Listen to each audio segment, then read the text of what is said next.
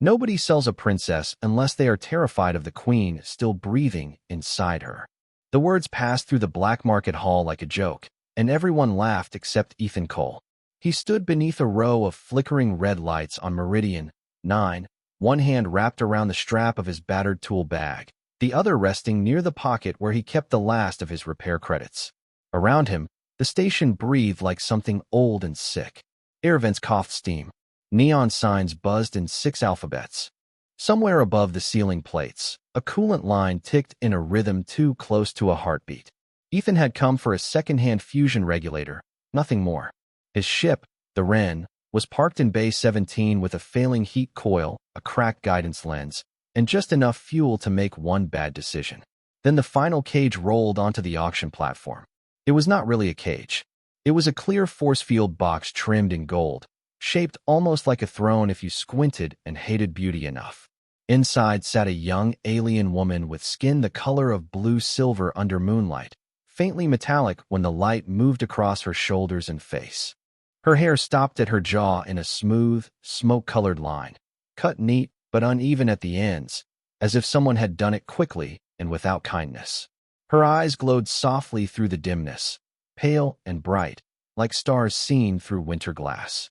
A neural collar circled her neck, thin as jewelry, cruel as ownership. The auctioneer tapped the side of the field with a polished cane. Lot 94. Former royal blood. Aurelian female. Nervous system irregularity. Command response unstable. Ceremonial value only. The crowd murmured. A few buyers leaned closer with the cold interest of people examining broken equipment. The auctioneer smiled wider. Sold as damaged property. No returns. No guarantees. No political claims attached. Ethan felt something quiet go hard inside his chest. He had heard language like that before. Not in markets. Not with collars. But in military briefings where families became numbers and abandoned towns became acceptable losses. He looked at the woman again. She sat perfectly still, hands folded in her lap, spine straight despite the tremor running through her fingers. The field hummed against her skin. She did not beg. She did not look away. That made the room dislike her more. Pride was inconvenient when people wanted a thing. Opening bid, the auctioneer called, 5,000 credits. A reptilian merchant lifted one hand. 2,000. If she cannot command, she is decorative scrap. Laughter moved through the hall. The alien woman's eyes lowered by half an inch. Only half. Ethan saw it. He also saw the way her right hand pressed against her knee, not in fear, but to stop it from shaking. The auctioneer sighed theatrically. Come now. She has a face suited for palace walls, if not palace duties. Another laugh. Ethan stepped forward before he had time to decide whether he was brave or stupid. Does she have a name? The hall went thin and silent. Even the vents seemed to pause. The auctioneer turned slowly toward him. What? Ethan's voice stayed even. American, rough at the edges, tired from too many bad ports and not enough sleep. Her name. You listed the collar, the defect, the bloodline, and the warranty. You skipped the name. Behind the force field, the woman finally looked at him. Not softly, not gratefully, like she was measuring the distance between a trap and a door. The auctioneer's smile cracked. Human, this is not a citizenship hearing. Good, Ethan said. Because I'm not asking the station. I'm asking her. A low ripple passed through the buyers. Annoyance. Curiosity. Hunger for spectacle. Ethan hated crowds like this. Crowds made people smaller. Made cruelty feel shared and therefore safe. The woman's lips parted, barely. For a second, he thought she would refuse him. Then her voice came through the translator band, quiet and clear as a blade being set down on glass. Veolira. Ethan nodded once, like the name mattered because it did. Ethan Cole. The auctioneer snapped his cane against the platform. Enough sentiment. Do you bid or not? Ethan looked at the credit chip in his palm. It was supposed to buy heat for his ship. It was supposed to buy 3 more months of staying ahead of debt and old ghosts. He closed his fingers around it. All of it, he said. The auctioneer blinked. All of what? Ethan tossed the chip onto the payment tray. Everything I've got. The scanner flashed green. The sale tone chimed, bright and ugly. A contract screen unfolded in the air, dense with legal language and ownership codes. Ethan took the stylus, signed where he had to, then accepted the digital deed as the crowd watched with bored satisfaction. Veolira's face did not change, but her glowing eyes sharpened. She knew this part. Everyone did. The moment mercy became possession, Ethan held the deed up between two fingers. Then he burned it with the small plasma cutter from his tool bag. Blue flame kissed the edge. The contract curled into ash, piece by piece, until the word property vanished last. No one laughed then. Ethan looked through the fading smoke at the woman in the cage that looked too much like a throne. "You can walk out," he said, "or you can come with me until you're safe. Either way, you're not owned." Veolira stared at the ash drifting down onto the steel floor. For the first time, her perfect royal posture faltered. Not much, just enough to prove she was still alive under all that silence. And in the red light of Meridian 9, Ethan understood the danger too late. He had not purchased broken property. He had just given a hidden queen her first choice. The force field opened with a soft electrical sigh, and Veolira did not move. Ethan understood that kind of stillness. It was not hesitation. It was survival wearing a mask. The auctioneer shoved a release tablet toward him with 2 fingers, as if kindness might be contagious. "Take your purchase and leave the premises within 10 minutes. Ethan did not look at him. He stepped back from the open cage and made the path clear. "You heard him," he said to Veolira. 10 minutes before this place gets even uglier." She rose slowly. The movement should have been simple, but her body fought her in small, private ways. One knee locked, one hand pressed against the glassy wall. The neural collar gave a faint amber pulse, and pain crossed her face like a shadow behind a curtain. Ethan saw it. He did not reach for her. Not yet. Men in that room had already taken too many choices from her. Instead, he slid his old gray coat off his shoulders and held it out without stepping closer. It was worn at the cuffs, stained with engine dust, and smelled faintly of cedar soap and machine oil. Veolira stared at it like it was another contract. "I did not ask to be covered," she said. Her voice carried the clean coldness of someone raised around marble floors and careful lies. "No," Ethan answered. "You did not." He laid the coat over the edge of the platform, close enough for her to take or leave. Then he turned his back. The crowd hated that more than anything. They had wanted a scene. Gratitude. Fear. Ownership with a softer accent. Ethan gave them the back of a working man who was finished looking. Cloth whispered behind him. When he turned again, Veolira had the coat around her shoulders, one hand gripping the collar near her throat, not because she trusted it, but because it was hers to hold. They moved through the hall beneath hanging cables and cracked light panels. Buyers watched from alcoves. Some smirked. Some recorded. Ethan kept his pace slow enough for her damaged steps, but not so slow that it announced them. Veolira noticed. Of course she noticed everything. "You are adjusting your stride," she said. "The floor is uneven," Ethan replied. "It is not." "Then pretend it is." Her glowing eyes cut toward him. For 1 second, something almost human touched her expression. Not amusement. Not warmth. Maybe surprise wearing armor. At the exit, a security drone scanned the dead contract in Ethan's hand and buzzed in protest. Ownership record incomplete. Ethan lifted the burned edge. Must have been a system error. The drone clicked. The auctioneer shouted something behind them, but the outer door opened before Station Law could remember it had a spine. Cold corridor air rolled over them. Meridian 9's docking ring stretched ahead in a long curve of dirty white metal, windows showing the black field of space beyond. The planet below was a bruised blue crescent, half hidden by industrial clouds. Veolira stopped at the glass. For the first time, her posture softened by a fraction. Reflected in the window, her blue-silver skin looked almost transparent, lit by distant stars and emergency strips. "Where are you taking me?" she asked. "Bay 17. My ship.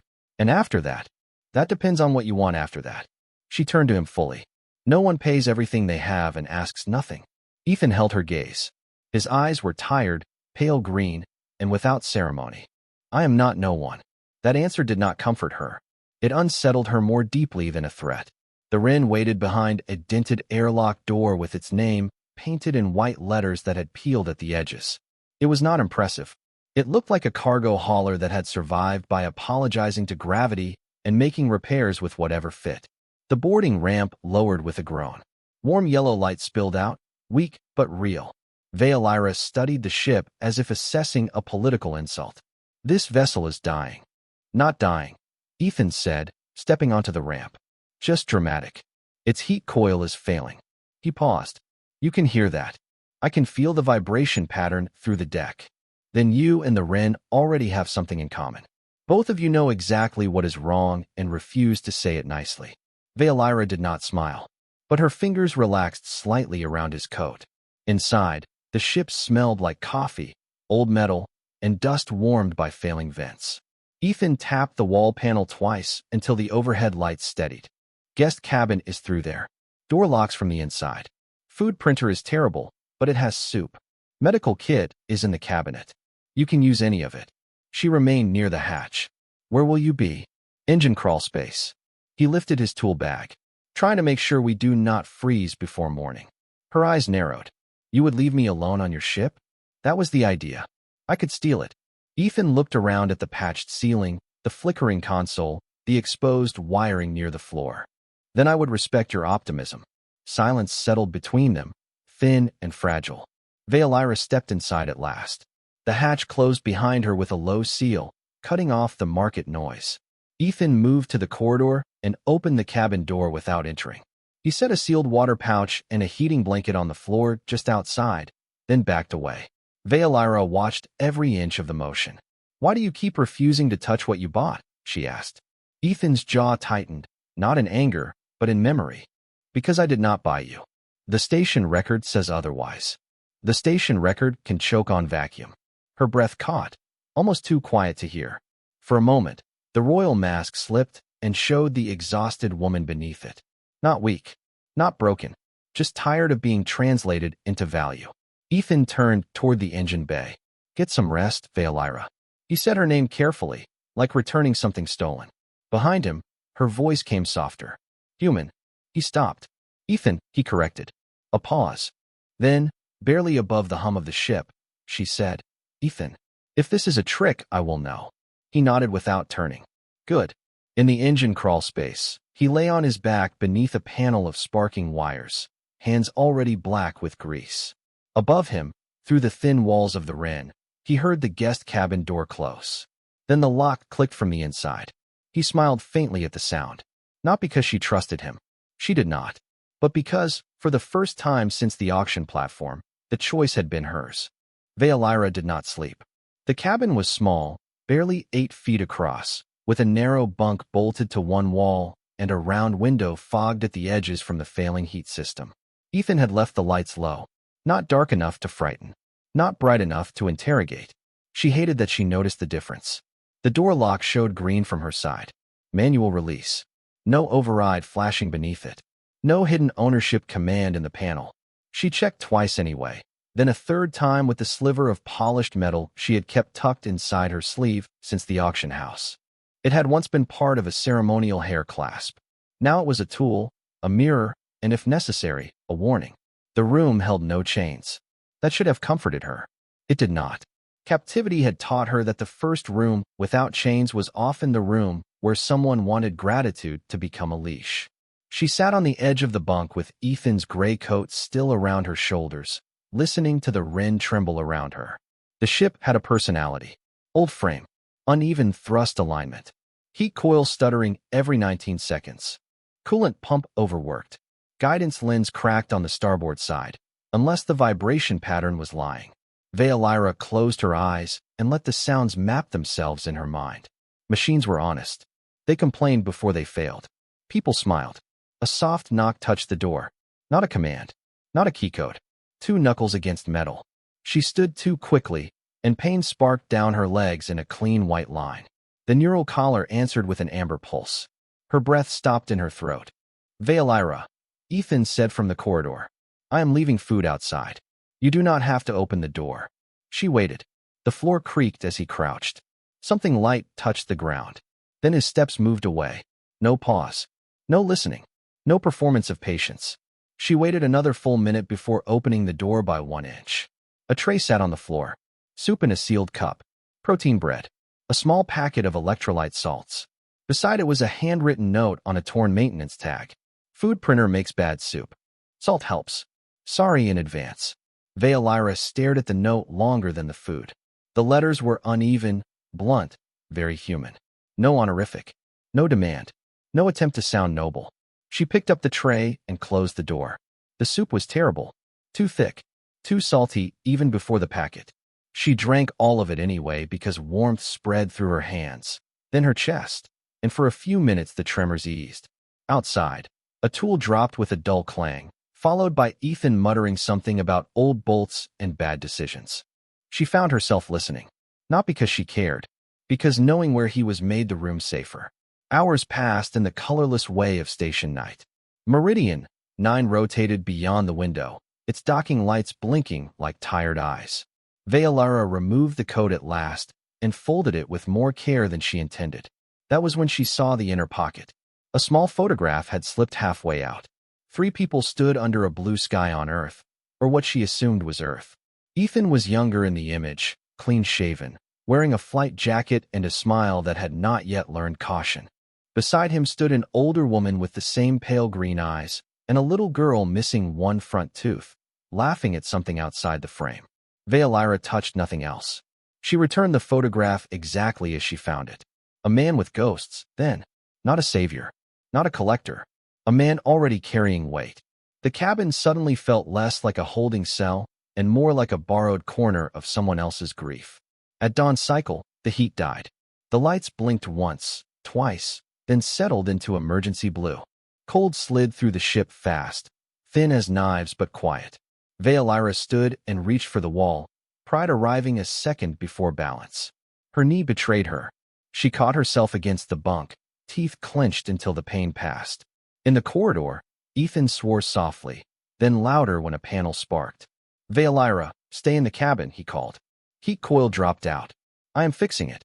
The collar around her neck pulsed again, reacting to the falling temperature. Its circuits tightened like an invisible hand. Her vision flickered silver at the edges. She could have stayed down. A princess would have called for assistance. A prisoner would have waited. Veolara was tired of being both. She opened the door and stepped into the corridor. The cold bit her bare feet through the metal floor. The Wren groaned around her. Ethan was half inside an open wall panel 20 feet away, sleeves rolled to his elbows, breath visible, one hand holding a thermal coupler in place while the other fought a stripped connector. He looked back and froze. "I said stay in the cabin." "You said the heat coil failed," she answered. "Those are different statements." "You are shaking. So is your ship." He almost smiled, but concern cut through it. "The coupler is cycling backward. I cannot hold the bypass and reset the regulator at the same time." Veolara moved closer, one careful step after another. Her hand brushed the wall for balance. Ethan watched, but he did not rush toward her.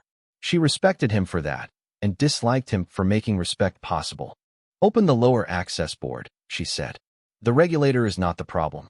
Your feedback loop is misreading Aurelian grade salvage as Terran hardware." Ethan blinked. "That part is Aurelian? Stolen, badly installed, and insulted by your wiring. That explains the attitude." She lowered herself beside the panel, hiding the effort it cost. Her fingers hovered over the circuitry. The neural collar flashed amber, then red. Ethan saw the color change. "Veolara, do not touch the collar," she said sharply. "I was not going to." He handed her an insulated tool instead. "Handle first." Such a small thing. Handle first. Not a weapon pointed at her. Not a test. She took it. Together they worked in the emergency blue, his hands scarred and steady, hers precise despite the tremor. The ship clicked, groaned, then exhaled warm air through the vents. Heat returned slowly, like mercy unsure it was welcome. Ethan leaned back against the wall, relief fogging from his mouth. "You just saved my ship." Veolara looked at the repaired panel, then at him. "Your ship was not difficult to save. It wanted to live." He studied her, grease on his cheek, eyes quieter now. "Most things do." The words entered softly, too softly to defend against. For the first time since Meridian 9, Veolara looked away not because she was ashamed, but because if she kept looking at him, he might see the part of her that still wanted to believe that was true. By the time the Wren cleared Meridian 9's outer traffic lane, the station had already begun pretending nothing had happened. Its rust-colored docking arms shrank behind them, blinking with indifferent lights. Cargo ships drifted in ordered lines. Patrol drones swept past with their blue lenses turned away. In places like that, memory was bad for business. Ethan guided the ship into low-power cruise. One boot braced against the console because the pilot chair liked to slide when the gravity plates hiccuped. The windshield showed a field of black cut with white stars, clean and silent, nothing like the market's red glare. Veolara stood behind him with one hand on the bulkhead, wearing his gray coat, like she had not decided whether it was protection or evidence. "We should have been stopped," she said. Ethan adjusted a trim dial by a quarter inch. "Probably." The contract burned. The station record flagged incomplete ownership transfer. The drone objected. Drones object to everything. One screamed at me for carrying a sandwich through customs on Titan. "This is not a sandwich." "No," Ethan said, glancing at the reflection of her glowing eyes in the glass. "This is worse paperwork." She did not laugh, but the corner of her mouth moved like it had considered the idea and filed it away for later. The navigation display flickered, then projected a narrow route toward a debris corridor beyond the station's sensor shadow. Ethan had used it before. Old mining wreckage. Dead satellites. Enough metallic noise to hide a small ship if the pilot did not mind flying through junk at 300 miles per hour. Veolara studied the route. "You know how to disappear. I know how to be ignored. There is a difference. Not to people who never look down." Her eyes shifted to him. That answer landed somewhere deeper than he intended. Ethan felt it and regretted saying it. Not because it was false, but because truth had a way of opening doors he preferred locked. A soft warning tone pulsed from the side console. Not loud. Not urgent. Just wrong. Ethan leaned forward. "That is new." Veolara's hand went to her collar at once. The thin band around her neck had changed color again, amber light crawling beneath its surface in delicate lines. Her shoulders stiffened. "Do not scan it." "Was not planning to." "You were reaching for the diagnostic panel." "I was reaching near the diagnostic panel." "You lie poorly." "I fix engines for a living." Lying was never my premium skill. The warning tone came again. This time, the ship's lights dimmed with it. The collar answered, brighter. Veolara turned away, but Ethan had already seen the brief break in her face. Pain, controlled so tightly it looked like anger. He stood slowly, leaving both hands visible. "Tell me what it is doing." "It is reminding me who last held the leash." Her voice was flat. Too flat. The collar is designed to suppress unauthorized neural command activity. It punishes attempts to access royal systems. Ethan looked at the band, then at the ship around them. "You access the heat coil." The salvage part carried Aurelian protocols. The collar interpreted my repair as command behavior. "So helping me hurt you." "Do not make that sound meaningful." "It is meaningful. It is circuitry."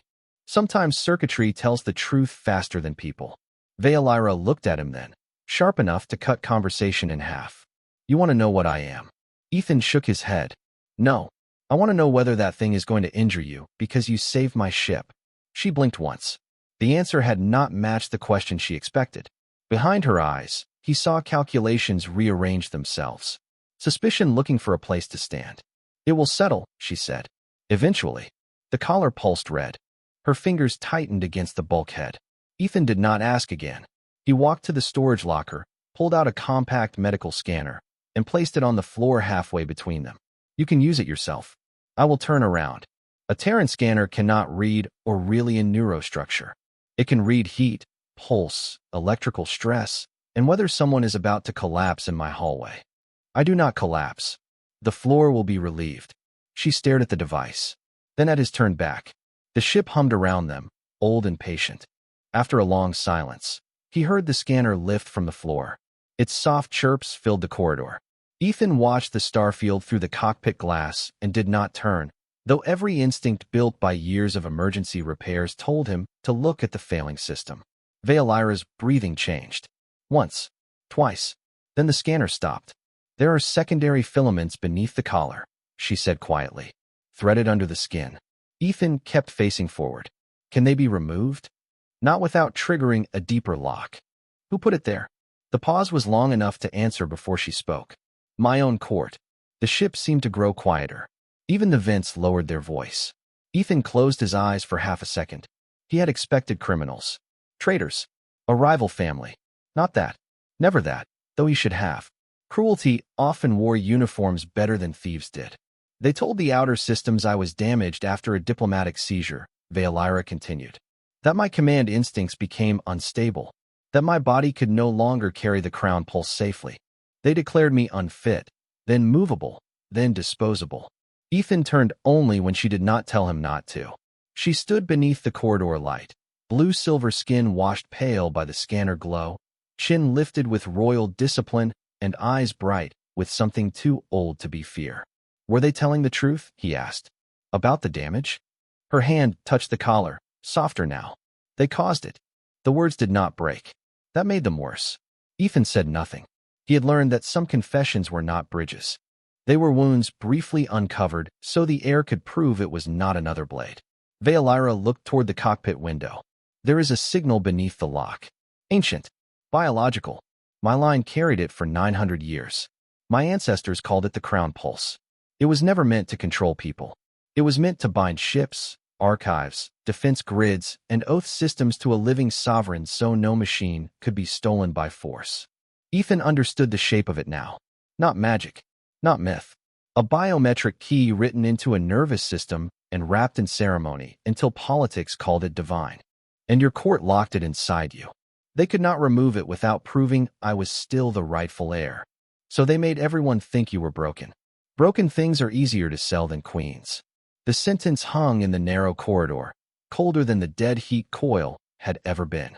The scanner in her hand beeped again. The collar dimmed from red to amber, then to a sickly yellow. Ethan took one step closer and stopped where choice still lived between them. Veilira, I can try to build a dampener. Not remove it. Just reduce the feedback. But I would need schematics, or you would need to guide me. And if I guide you, you learn how to access what they buried. Yes. That would give you leverage. Yes. Power. Maybe. And you still ask? Ethan looked at the collar, then at her face.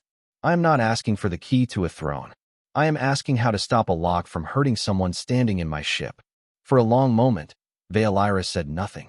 The debris corridor opened ahead, thousands of broken metal pieces turning slowly in starlight like the remains of forgotten crowns. At last, she held out the scanner to him, handle first, the same way he had given her the tool. A small exchange. A quiet language. There is an access port beneath the left hinge, she said. If your hands shake, it will burn out the nerve bridge. Ethan accepted the scanner carefully. Then I will make sure they do not shake. Veilira lowered herself into the corridor chair, regal even in exhaustion, terrified only in the places she thought no one could see. Ethan knelt beside her with his tools arranged in a clean line on the floor. The wren slipped into the field of silent wreckage, hidden from the station, hidden from the hunters, hidden from a court that had mistaken restraint for ruin. And as the first panel of the collar opened with a whisper of blue light, Ethan saw the truth beneath her skin. Not damage, not weakness.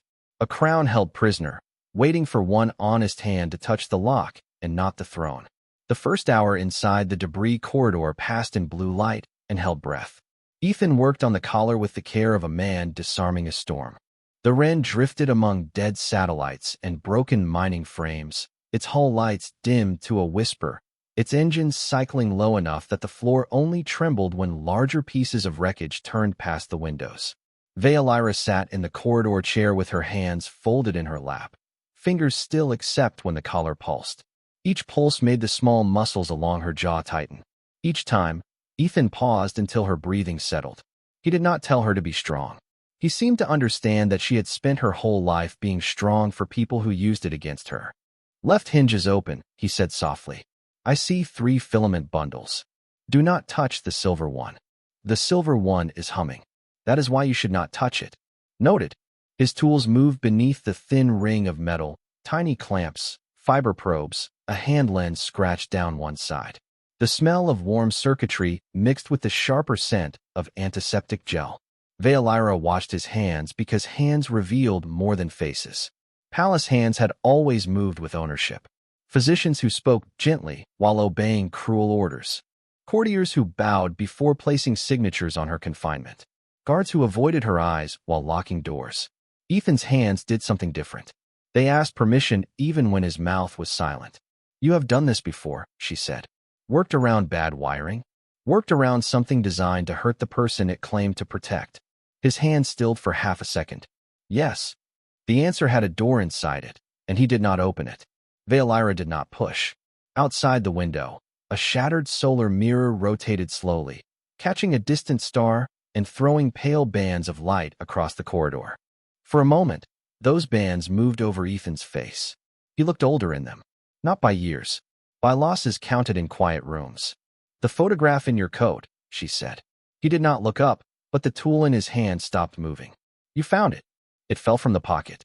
"I returned it." "Thank you." "Were they your family?" The wren creaked around them. A long second passed. "My mother and my daughter."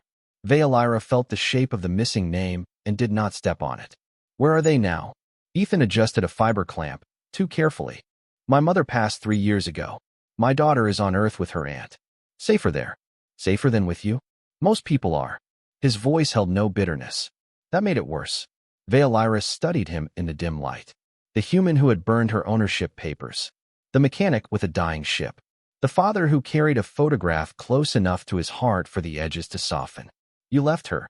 "I sent her away before my discharge became public and my debts became interesting to the wrong people." "Discharge." "I refused an evacuation order." His eyes stayed on the collar. "Command wanted the shuttles cleared for officers and equipment. There were civilians still outside the perimeter. I opened the gates. And they punished you for saving them." "They punished me for disobeying in a way they could not publicly condemn." The collar gave a sudden sharp chirp. Veolira's vision flashed white. Ethan pulled his hands back instantly. "Sorry." She swallowed the pain down until it became another stone in the old pile. "It was not your error." "Maybe not. Still sorry." Such a useless phrase. Such a human phrase. Yet it landed with strange weight because he did not use it to erase what happened. He used it to stand beside it. The ship lurched gently as a chunk of metal drifted close to the port side. The proximity alarm blinked once and died. Ethan glanced toward the cockpit, then back at the open collar. "I need to shut down the feedback loop for 60 seconds. During that window, the crown pulse may try to surface. I do not know what that means for you. It means the ship may hear me." "The ship?" "Any system carrying Aurelian architecture." Ethan looked toward the repaired heat coil panel. "The stolen part?" "Yes." "Will it hurt you?" "Less than the collar does." He held her gaze. "That was not an answer." "It is the only one I have." Ethan exhaled slowly, then set the tool down. "Then we do not do it until you choose it." Veolira stared at him. "You need the dampener complete." "I need a lot of things." "That does not make your body my workbench." The words were plain, almost rough. No poetry, no oath. And still, something in her chest shifted like ice cracking under morning sun. She had been called sacred, dangerous, defective, necessary, unstable, priceless, worthless. She had never been called, by implication so simple it almost hurt, her own. "Proceed," she said. Ethan did not move. "Veolira, I am choosing it." He nodded once, accepting the difference. Then his hands returned to the collar. He bridged the amber lead, grounded the black filament, and slid a copper Terran relay into a gap where Aurelian design had never expected human improvisation. "On my count," he said. 3, 2, 1. The corridor lights went out. Not dimmed. Out. The wren fell into darkness. And in that darkness Veolira heard the ship inhale. Not with air, with recognition. The stolen heat coil sang first, a low tone beneath the floor. Then the navigation grid answered in faint silver sparks. Then every loose panel, every old conduit, every borrowed Aurelian circuit turned toward her like flowers toward dawn. Veolira gripped the chair arms. For years, the crown pulse had been a memory sealed behind pain. Now it rose, not as command, but as presence. A blue-silver glow spread beneath her skin, soft at first, then bright enough to paint Ethan's face in moonlight. He did not step back. He should have. Every other species in Aurelian space would have lowered their eyes.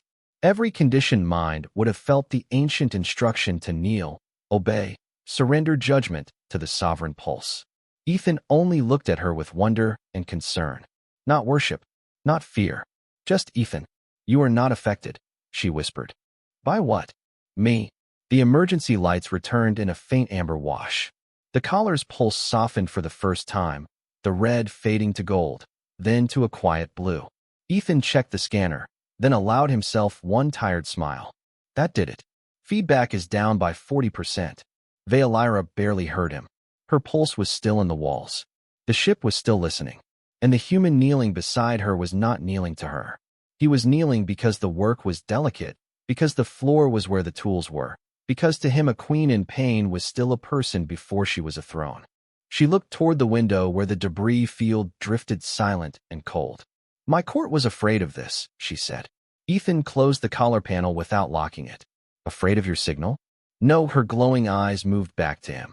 Afraid that somewhere beyond their reach, I would find someone who could hear it and still say no. The signal came 12 minutes after the collar went quiet. It did not arrive with alarms. Alarms belonged to emergencies.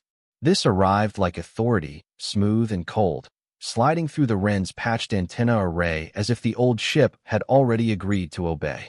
The cockpit lights shifted from amber to imperial blue. Ethan was still on the corridor floor, packing tools back into their foam slots, when the main display activated by itself. A circular crest formed in the air above the console, silver branches wrapped around a black star. Veilira stopped breathing for one full second. Ethan saw it before he understood it. The way her shoulders squared. The way her face emptied. Not fear exactly. Something older. A child hearing footsteps outside a locked room and remembering how to become silent. Aurelian royal frequency, she said. Her voice had gone distant. Encrypted and authenticated. Can they track us through it? Ethan asked. They already have. The display brightened. A man appeared in the projection, tall and narrow, with pale gold skin and robes that looked heavy enough to bend a weaker spine. His eyes were black from edge to edge, polished like obsidian. He smiled as if smiling had once been explained to him by someone he disliked. Princess Veilira, he said, or whatever title you still whisper to yourself in stolen corridors. Ethan rose slowly. Veilira did not move. Lord Kalen, she answered. The name carried no warmth. You look well for a dead loyalist. And you look remarkably mobile for damaged property. The words landed softly. That made them uglier. Ethan stepped toward the console. Veilira lifted one hand, not touching him, only stopping the air between them. Do not answer him. Lord Kalen's gaze shifted to Ethan. The projection sharpened, reading his face, his height, his species, perhaps even the grease on his hands. So this is the human. Ethan Cole, former Terran military engineer. Dishonorable separation. Civil penalties pending. Debt liens across 3 trade zones. 1 dependent child registered on Earth. Ethan's jaw tightened. Veilira turned her head by a fraction. He felt the question she did not ask. Public records, he said. Mostly. Kalen smiled wider. You have something that does not belong to you. Ethan looked at Veilira, then back at the projection. Funny. That is what I keep telling everyone else. The noble's smile faded. Return her to Aurelian custody and receive 10 million credits, full debt erasure, and safe passage to any Terran system. Refuse, and your ship will be classified as a theft vessel carrying unstable royal biosecurity material. The cockpit hummed. 10 million credits sat in the silence like a planet. Enough to repair the Wren until she shone. Enough to clear every lien. Enough to buy a house with a real yard on Earth, maybe somewhere with maples, where his daughter could run without asking whether the sky belonged to anyone. Ethan felt that future pass through him with painful clarity. Warm kitchen, school mornings, no station collectors, no engine alarms at 3 in the morning, no looking over his shoulder. Veilira saw it too. Not the details, but the weight. Take it, she said quietly. Ethan turned. No, listen before pride answers for you. That was not pride. It is survival. Your species values survival. My species also has a long history of making survival ugly. I try not to contribute. Her eyes flashed. You have a child. That struck deeper than Kalen's offer. Ethan looked down at his hands. Scarred knuckles. Grease under the nails. The hands of a man who had failed at many things and still kept trying to repair what he could reach. Yes, he said, which is why I care what kind of man she hears I became. Veilira's expression changed, very slightly, as if some internal guard had missed a step. On the display, Kalen's patience thinned. Human sentiment is tedious. The female beside you carries a compromised command organ. She is not a person under Aurelian emergency law. She is a containment concern. Ethan faced him fully. Her name is Veilira. The cockpit went still. Even the old fans seemed to hold back their rattle. Kalen's black eyes narrowed. Names do not alter legal status. They alter mine. Ethan reached across the console and dragged the offer window into the trash field. The screen asked for confirmation. He pressed yes. 10 million credits vanished with a soft digital chime. Kalen stared as if Ethan had stepped outside mathematics. You have no idea what you refused. Sure I do, Ethan said. A very expensive way to hate myself. The projection flickered once. Beneath the noble's official signal, Ethan noticed a second pattern crawling in the static, not aimed at the Wren's computer, but at Veilira. Thin pulses. Old code. Calling, measuring, searching. He leaned closer, instincts waking. Veilira, this transmission is not just a message. Her face had gone pale blue-silver. It is a probe. For what? She swallowed. The collar, now dampened, gave one faint blue blink. Not for me. For you. Ethan's eyes lifted from the static. Me? Kalen's expression hardened, and for the first time, the mask cracked enough to show anger. Veilira's voice dropped. The royal obedience signal affects every sworn species in Aurelian space. Every court, every guard, every shipmind, every oath-bound witness. They all bend when the crown pulse speaks. But old records claimed one species might not respond.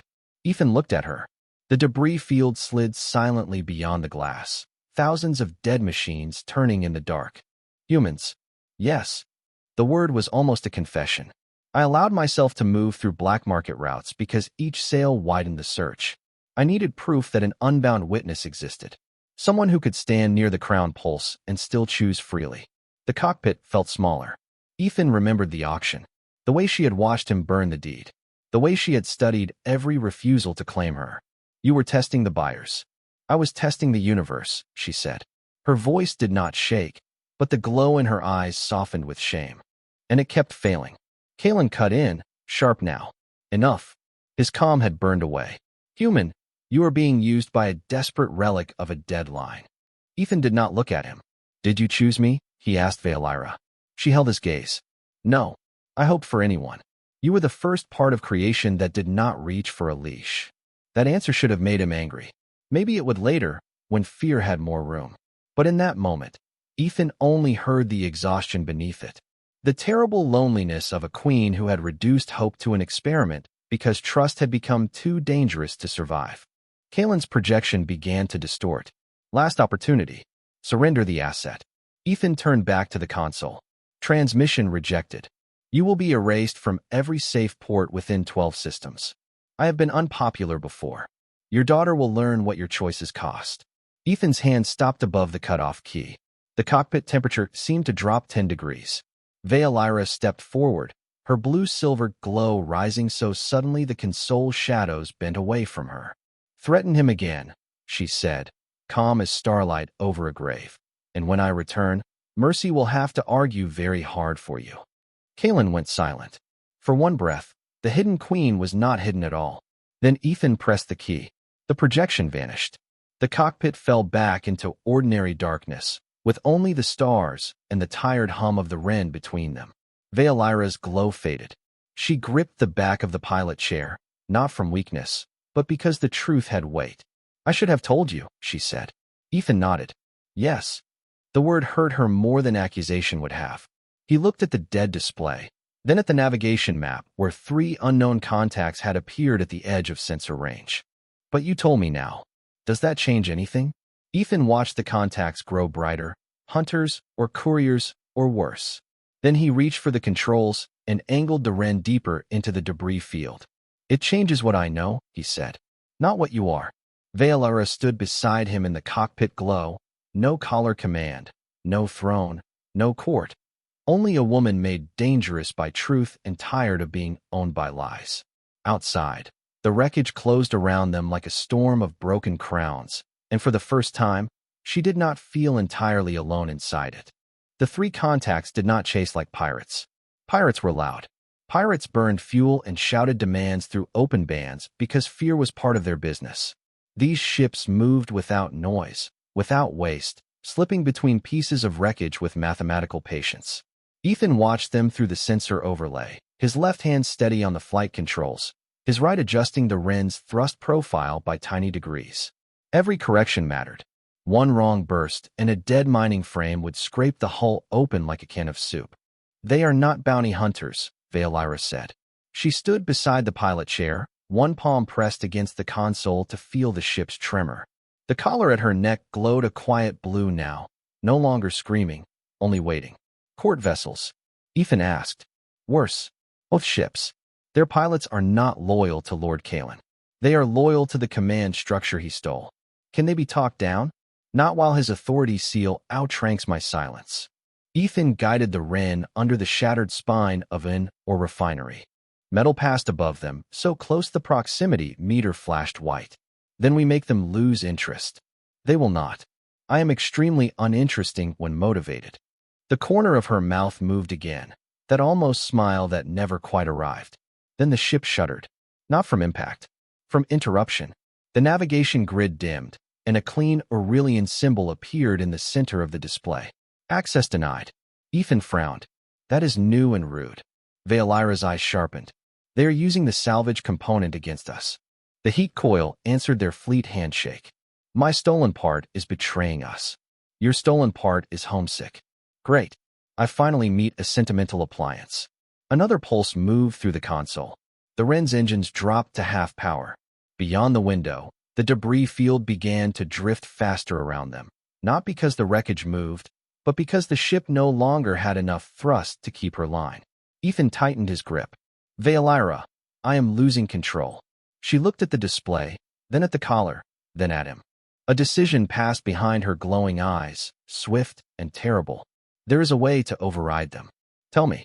The crown pulse can reclaim any Aurelian system within range if witnessed by an unbound mind. That sounds like me. It is you. Then we do it. You do not understand. Her voice dropped low enough that the engines nearly swallowed it. The old rite requires contact with the sovereign mark at the base of my neck. The witness speaks recognition. If the system accepts him, he becomes crown witness. In ancient law, that gave him legal claim over the sovereign's body, movement, and command access until succession was secured. Ethan stared at her for half a second too long. The ship dipped. He corrected hard, sliding between two spinning solar panels with less than 10 feet to spare. That law is disgusting. It was designed in an age when queens were guarded like vaults. Vaults do not get a vote. I know. Her voice cracked on the last word. Not loudly, not dramatically, just enough to reveal the floor beneath the throne. Outside, the Oath ships closed to within 2 miles. Their lights appeared through the wreckage, pale and deliberate. The Wren's console flashed again. Engines at 30%. Ethan's mind ran numbers and found no good ones. 3 court vessels. 1 failing cargo ship. A debris corridor narrowing ahead. A woman beside him carrying a crown that everyone had mistaken for damage. If I do this, he said carefully, what happens to you? I regain command access. That is not what I asked. Veolyra looked away. In the reflection of the cockpit glass, her face seemed split between the woman in his coat and the monarch buried under years of control. The law would name you my holder until formal restoration. Ethan's expression went still. No, Ethan. No, we will be captured. Then we find another way. There is no other way left. There is always another way that does not require me owning you. You would not be using it that way. The law would. The law is already a cage, she said, turning toward him with sudden force. I am trying to survive long enough to break it. The ship lurched again. A warning tone rose, steady now. The Oath ships had begun projecting a soft command field. The stolen coil sang back against the walls.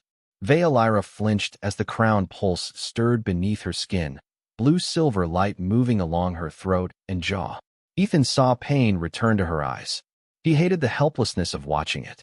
He hated more the easy answer waiting in old law, dressed up as rescue. Put my hand where it needs to go, he said. Veolyra froze. You just said no.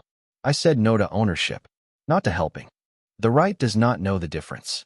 Then we teach it. She stared at him, and for the first time since he had met her, she looked truly afraid. Not of Kalen, not of the ships, of Hope being asked to hold too much weight. Ethan eased the Wren behind a rotating freight container, buying them maybe 30 seconds of shadow. Then he stood from the pilot chair and faced her. The cockpit lights flickered over the grease on his sleeves, the burn marks on his hands, the tired honesty in his eyes. Veilira, I will not claim you. Not even if the universe wrote a rule for it. Not even to save us. If my words matter, then these are my words. You are not mine. You are not theirs. You are yours. The command field pressed harder. The ship groaned. Veilira's knees weakened, but she stayed upright. Slowly, with a hand that trembled despite all her royal training, she guided Ethan's palm to the sovereign mark beneath the back edge of the collar. His touch was careful, warm, still.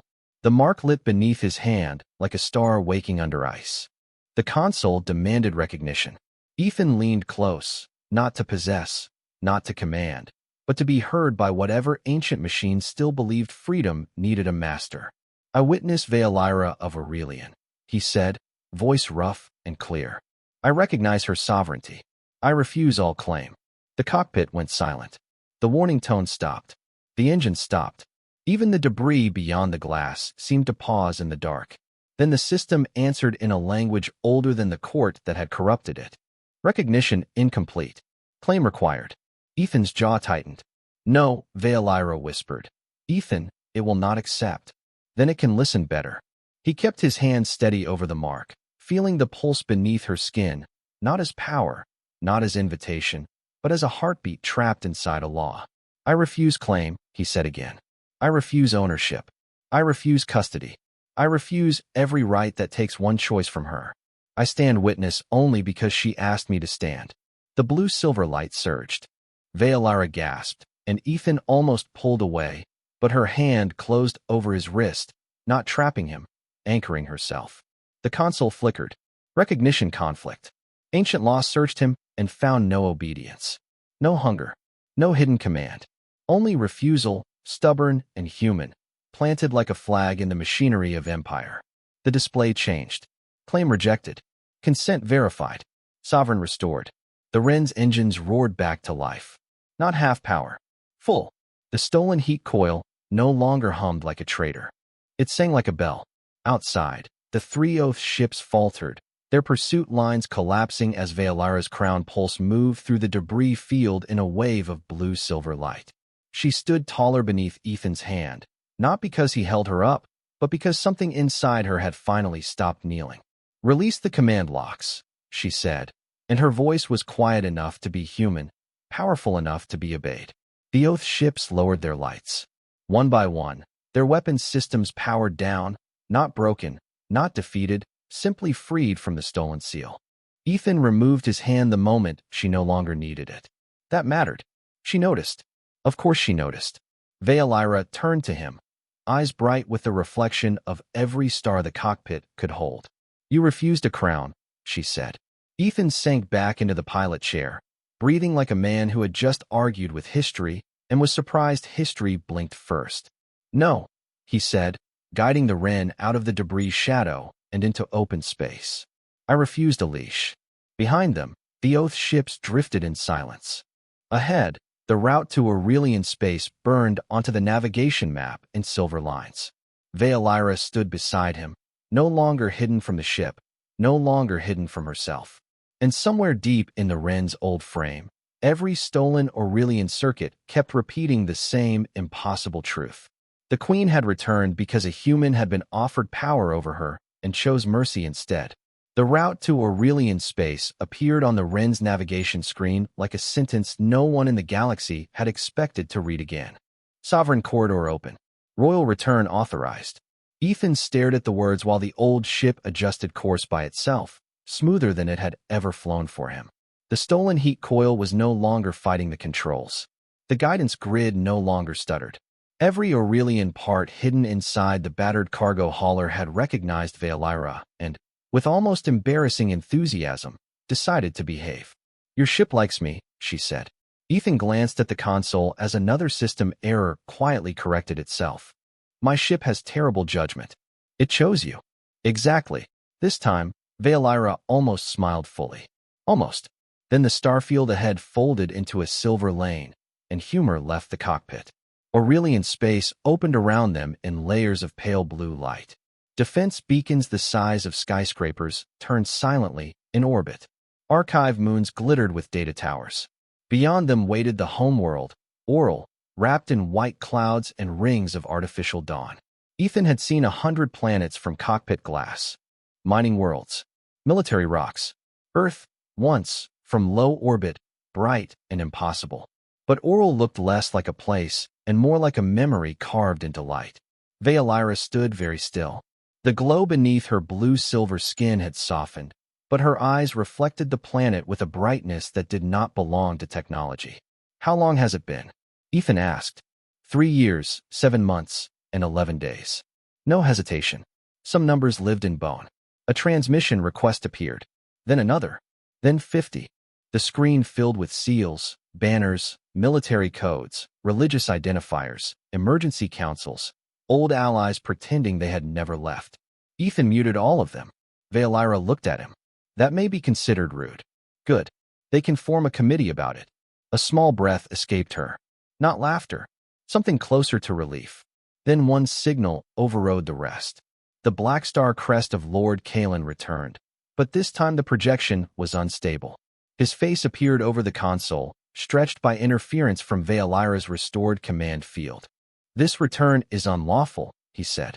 Ethan leaned back in the pilot chair. "You people say that a lot." Kalen ignored him, his black eyes fixed on Veolyra. "You are compromised by foreign influence. The court will not accept a sovereign restored through human contamination." Veolyra's fingers curled once around the back of Ethan's chair, then released. When she spoke, her voice was quiet. The kind of quiet that made old machines listen. "Open the prison ships." Kalen went still. "That is not a response. It is my first order." The cockpit lights deepened to silver blue. Across the system, far beyond the Wren's small windows, hidden relays woke after years of silence. Ethan saw the tactical map bloom with icons. Not warships moving to attack. Not defense platforms preparing to fire. Locks opening. Hundreds of them.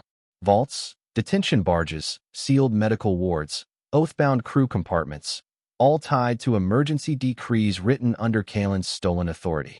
Veolyra lifted her chin. Every citizen detained under false royal incapacity law is to be released into neutral protection. Every oath pilot bound to Lord Kalen's emergency seal is relieved. Every archive concerning my condition is to be unsealed. The map flashed gold, then green, then white. Compliance spread like sunrise. Kalen's face drained of its careful elegance. "You do not understand what you are undoing." "I understand exactly what I am undoing." Her eyes brightened, not with rage, but with grief given structure. A cage large enough to call itself government is still a cage. Ethan said nothing. He only watched her. The woman from the auction platform had been still because stillness was all she had left. This stillness was different. This was a mountain deciding it had always been a mountain, even while buried. Kalen's projection flickered as voices rose behind him. Aides, officers, frightened officials hearing doors open throughout the empire. "You need the court," he snapped. "You need recognition." Veolyra turned slightly toward Ethan, and for 1 second the sovereign light in her face softened into something deeply private. "I received recognition." Ethan looked down, uncomfortable with the sudden weight in his chest. "From a mechanic with a bad ship," he muttered. "From a free witness," she corrected. The words moved through the Wren's open channel before either of them realized the system was broadcasting. Across Aurelian space, every listening ship, archive, and courtroom heard them. Kalen heard them too. His expression shifted from anger to something smaller. Fear, perhaps. Not fear of punishment. Fear of a story he could no longer control. Veolyra faced the projection again. "Lord Kalen, you will stand before a public tribunal under restored law. You will be given counsel, testimony rights, and medical protection. No private cells. No vanished records.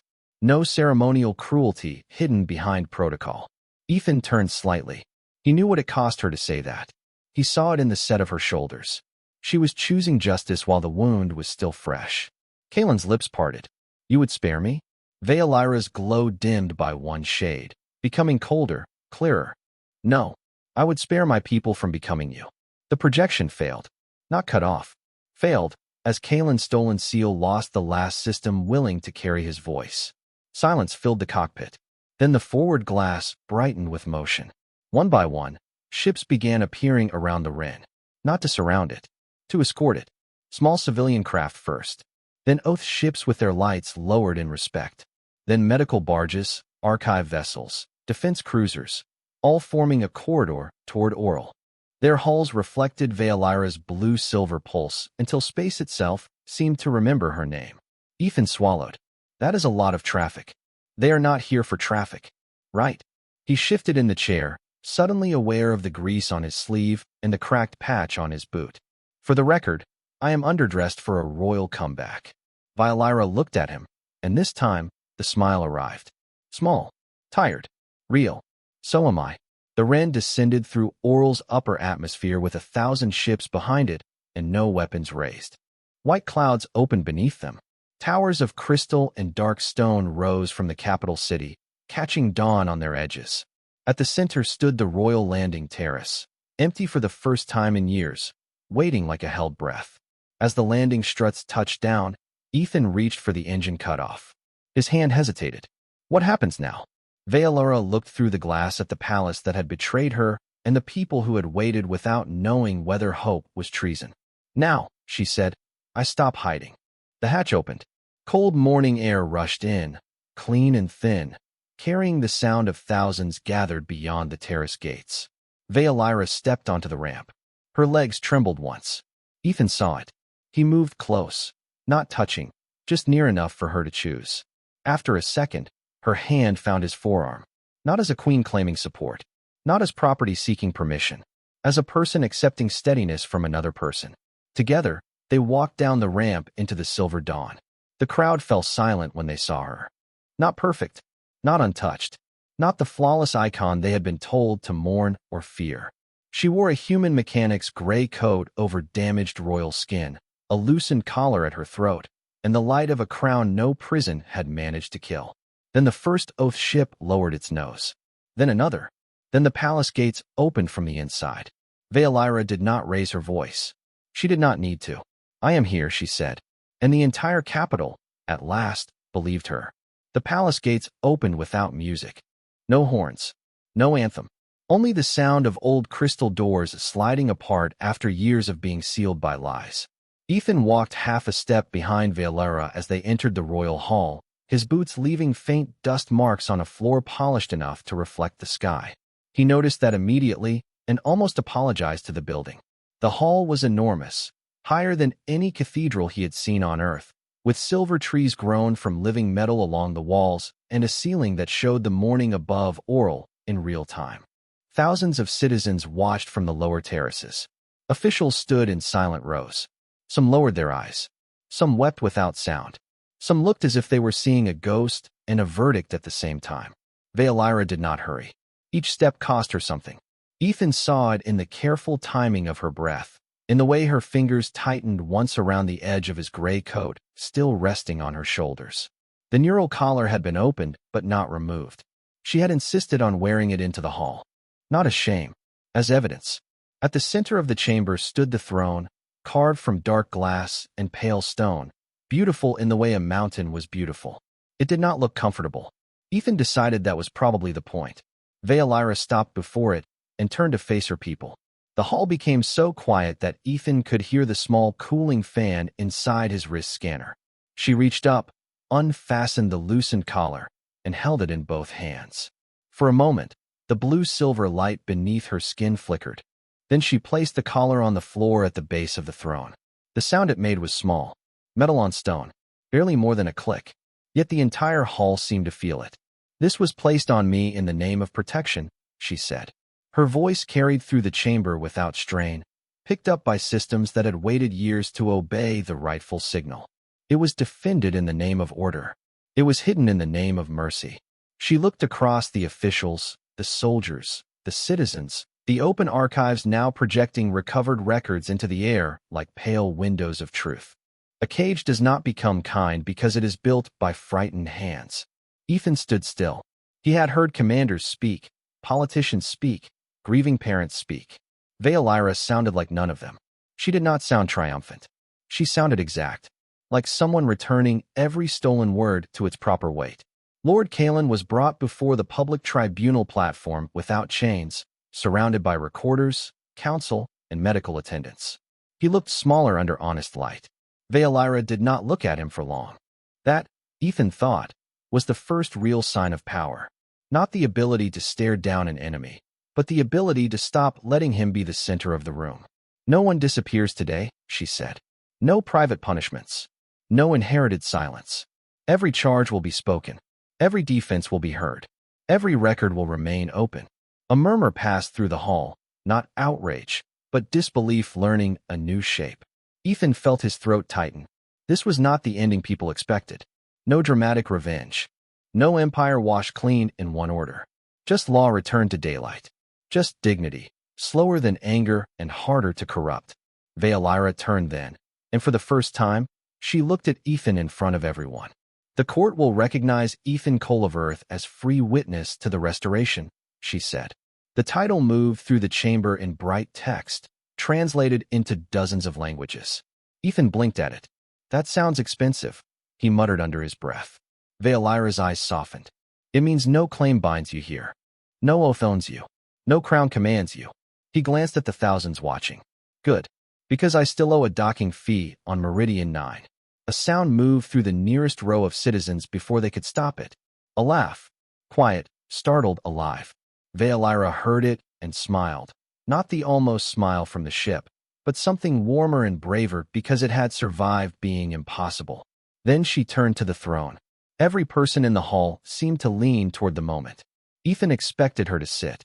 Instead, she looked to the side of the dais where a simple chair had been placed for attendance. She lifted one hand, and the chair slid across the stone until it rested beside the throne. Not equal in height, not pretending to be royal, just present. She looked back at Ethan. Sit, if you choose. Those last words mattered. He knew it. She knew he knew. Ethan looked at the chair, then at the grease still caught beneath his fingernails, then at the woman standing in a palace wearing his old coat like a flag of the life that had found her when the universe was done looking. He sat, not because the court ordered it, not because history demanded a symbol, because she had asked and left the door open. Veolyra sat on the throne only after he had chosen the chair. The chamber lights shifted to dawn gold. Outside, ships hovered in quiet formation over the capital, their weapons dark, their hulls reflecting the morning. Far below, prison barges opened their passenger ramps. Families found one another in courtyards. Archive doors unlocked. Oath pilots removed false seals from their uniforms and stood in the sunlight without knowing what to do with their hands. The Empire did not heal in 1 hour. Ethan knew better than that. Machines took time. People took longer. But something had changed. Not loudly. Not cleanly. Truly. Later, when the ceremony ended and the hall emptied into soft echoes, Ethan found Veolyra alone near the terrace, looking out over Oral. The gray coat was folded over her arm now. Her blue-silver skin caught the sunset, metallic at the edges, luminous where the light touched. Her hair moved slightly in the high wind, brushing her jaw. She did not look like a broken thing. She did not look like a distant icon either. She looked tired, real, free enough to be both. You can go home, she said without turning. Ethan leaned against the terrace rail, leaving a respectful space between them. I know. Your daughter should know what you did. She will probably ask why I did not negotiate for a better ship. Veolyra looked at him then. Will you tell her the truth? Ethan watched the city lights wake below, one by one, like stars choosing ground. I will tell her I met someone who had every reason to become cruel and chose justice instead. Veolyra was silent for a long time. Then she offered him the folded coat. He took it, but she did not let go immediately. Not a claim, not a plea, just a shared weight passing from one hand to another. And I will tell my people, she said, that a human was given the oldest power in our law, and his first act was to give it back. The wind moved between them. No anthem rose. No crowd cheered. Somewhere behind them, the throne room lights dimmed for evening. Ethan looked at the coat in his hands, at the repaired seam where Veolyra had quietly fixed a tear with silver thread. He smiled faintly. You improved it. It was structurally unsound. That is rude to say about a gift. It is accurate to say about a human garment. For a moment, there were only two people on a balcony after a long day, speaking softly while an empire learned how to breathe again. Then Veolyra turned toward the open sky, and the stars reflected in her bright eyes. Ethan saw them there, not as distant kingdoms, not as routes or wars or debts, but as lights over a road that had somehow brought a mechanic to a market, a queen to a choice, and mercy to a law older than either of them. He had not saved her by taking the crown. He had saved her by refusing the leash. And in a galaxy ruled by power, that refusal became the first true act of peace.